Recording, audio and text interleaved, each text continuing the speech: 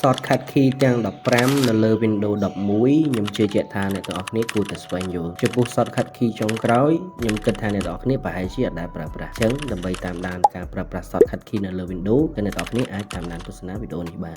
អ្នកទាំងអស់គ្នាអាចចុច Windows key បូកជាមួយនឹងអក្សរ A ដើម្បីបើកផ្ទាំង Quick Setting អញ្ចឹងផ្ទាំង Quick Setting គឺវានៅខាងស្ដាំដៃតាក់ទងជាមួយនឹងការតឡើងសលេងបន្ថយពន្លឺឬក៏ការ connect Wi-Fi ផ្សេងៗអ្នកទាំងអស់គ្នាអាចចុច Windows key បូកជាមួយនឹងអក្សរ N ដើម្បីបើក Calendar ឬក៏ផ្ទាំង Notification ដែលនៅខាងស្ដាំដៃរបស់កុំព្យូទ័ររបស់យើងបានអ្នកទាំងអស់គ្នាអាចចុច Windows key បូកជាមួយនឹងអក្សរ E ដើម្បីបើក File Explorer ឬក៏យើងហៅថា Windows Explorer ដែលជាទូទៅអ្នកទាំងអស់គ្នាតែងយកមកចុច double click នៅលើ icon រូបនេះឬក៏អ្នកទាំងអស់គ្នាចុចនៅលើ folder នៅខាងក្រោមនេះប៉ុន្តែជំនួសឲ្យការប្រើប្រាស់ mouse អ្នកទាំងអស់គ្នាអាចចុច Windows key បូកជាមួយនឹងអក្សរ E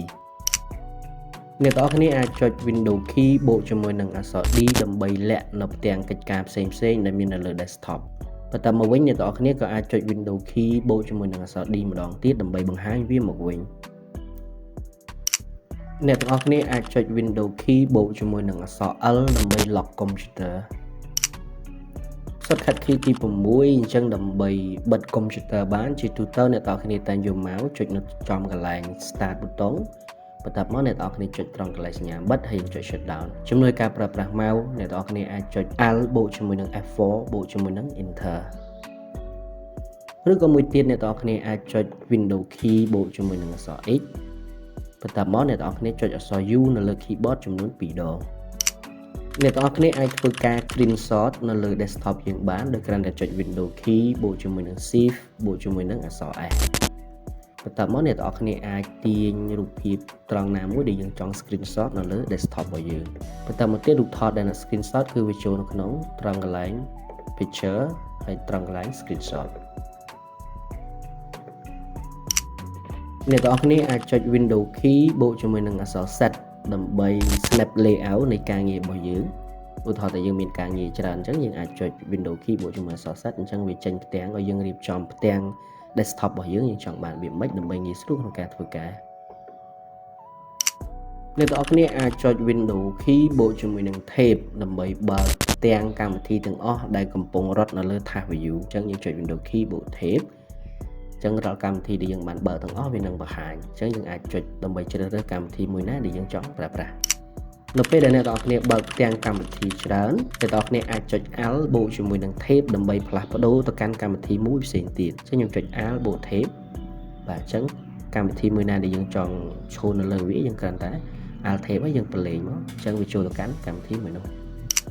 យើងអាចចុច Control បូក Shift បូកជាមួយនឹង Escape ដើម្បីបើកមើល Task Manager អញ្ចឹងក្នុងករណីដែលអ្នកទាំងអស់គ្នាបើកកម្មវិធីមួយណាកាំងឬក៏យើងចង់មើលដំណើរការនៃកម្មវិធីណាខ្លះដែលវាដំណើរការនៅលើកុំព្យូទ័ររបស់យើងអញ្ចឹងអ្នកទាំងអស់គ្នាអាចមើលនៅលើ Task Manager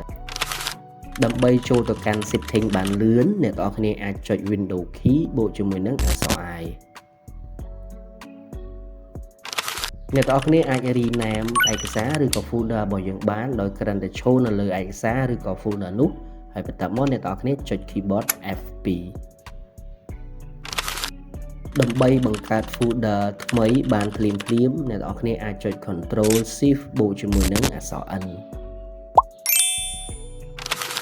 និង keyboard shortcut key ចុងក្រោយនៅលើ Windows 11តែពិតវាមានច្រើនទៀតអញ្ចឹងចំពោះ shortcut key ចុងក្រោយនេះខ្ញុំជឿជាក់ថាអ្នកទាំងអស់គ្នាប្រហែលជាអត់ដែលធ្លាប់ប្រើឬក៏អត់ដែលធ្លាប់ដឹងអញ្ចឹងដើម្បីដាក់ emoji ឬក៏ sticker ផ្សេងៗអ្នកទាំងអស់គ្នាអាចចុច Windows key បូកជាមួយនឹងសញ្ញាចុចឬក៏ Windows key បូកជាមួយនឹងសញ្ញាមួយនេះអញ្ចឹងវានឹងបង្ហាញអ្នកទាំងអស់គ្នានៅផ្ទាំង emoji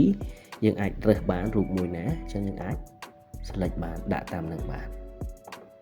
អូខេអញ្ចឹងវីដេអូរបស់ខ្ញុំមានប៉ុណ្ណឹងជួបគ្នានៅវីដេអូក្រោយបើសិនបើអ្នកទាំងអស់គ្នាមានចម្ងល់អ្នកទាំងអស់គ្នាអាច comment សួរនៅក្រោមវីដេអូនេះបានជួបគ្នានៅវីដេអូក្រោយបាយបាយ